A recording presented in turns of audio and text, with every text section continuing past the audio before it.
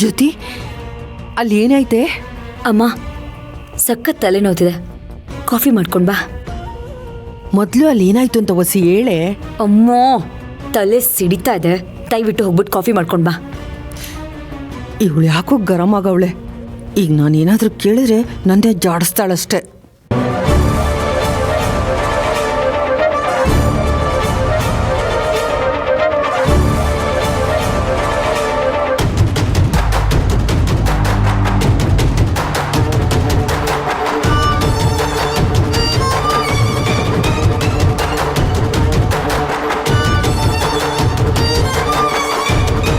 ತಕಳೆ coffee.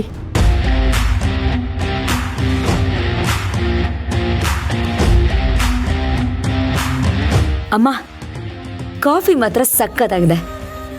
ಜ್ಯೋತಿ, ಅಲ್ಲಿ ಏನಾಯ್ತು ಅಂತ ವಸಿ ಹೇಳೆ. ಇವತ್ತು ನನ್ಗೆ ಎಷ್ಟು ಖುಷಿ ಆಗ್ತಿದೆ ಅಂತಂದ್ರೆ ಅದನ್ನ ಹೇಗೆ ಹೇಳ್ಕೋಬೇಕು ಅಂತಾನೆ ಗೊತ್ತಾಗ್ತಾ ಇಲ್ಲ. ಅಯ್ಯ, ಅಲ್ಲಿ ಏನಾಯ್ತು ಅಂತ ವಸಿ ಹೇಳ್ಬಾರ್ದಾ? ನಾನು ವಸಿ ಖುಷಿ ಪಡ್ತೀನಿ. ಅಮ್ಮ, ನಾಳೆ ನಿನ್ ಮಗಳಿಗೆ ಸ್ವಾತಂತ್ರ್ಯ ಸಿಗುತ್ತೆ.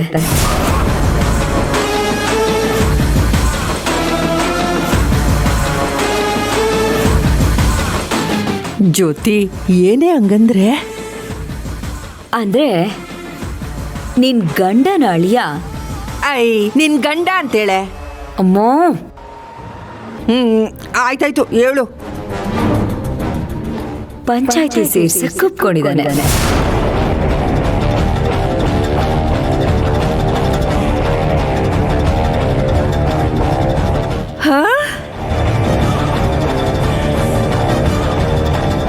ಅಲ್ಲ ಕಣೆ, ನೀನ್ ಹೇಳಿದ ತಕ್ಷಣನೇ ಒಪ್ಕೊಂಡ್ಬಿಟ್ರಾ? ಅಲ್ಲ ಅಮ್ಮ, ನಾನು ಹೇಳಿದ ತಕ್ಷಣ ಒಪ್ಕೊಳ್ತೇನೆ ಅಂತ ನೀನು ಅನ್ಕೊಂಡಿದ್ಯಾ? ನನ್ನ ಮನ್ಸು ಬದಲಾಯಿಸಕ್ಕೆ ತುಂಬಾನೇ ಪ್ರಯತ್ನ ಪಟ್ರು. ಆದ್ರೆ ನಿನಗೆ ನನ್ನ ಬಗ್ಗೆ ಚೆನ್ನಾಗೇ ಗೊತ್ತಲ್ವಾ, ನಾನು ಒಪ್ಕೋಬೇಕು ತಾನೆ. ಹಾರಾಟ, ಹೋರಾಟ, ಚೀರಾಟ ಆದ್ಮೇಲೆ ವಿಧಿ ಇಲ್ದೆ ಒಪ್ಕೊಂಡ್ರು.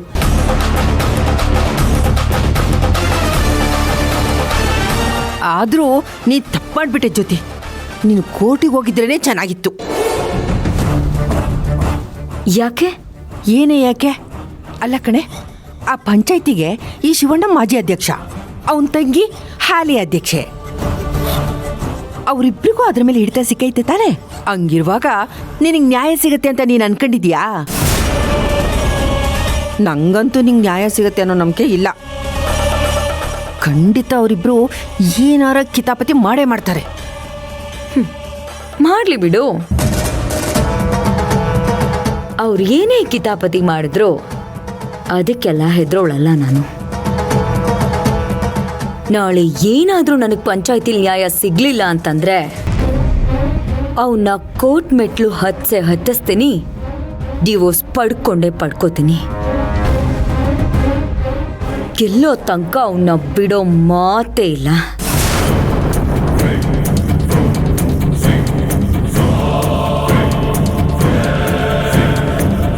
ನಾಳೆ ಶಿವಪುರದಲ್ಲಿ ಸೀತೆನ ಮುಟ್ಟಿ ಹೊತ್ತುರ್ದಿರೋ ಲಂಕೆ ಕತೆ ಆಗುತ್ತೋ ಅಥವಾ ದ್ರೌಪದಿಗೆ ಅವಮಾನ ಮಾಡಿ ಸರ್ವನಾಶ ಆದ ಕೌರವರ ಕತೆ ಆಗುತ್ತೋ, ಆಯ್ಕೆ ಅವ್ರಿಗೆ ಬಿಟ್ಟಿರೋದು.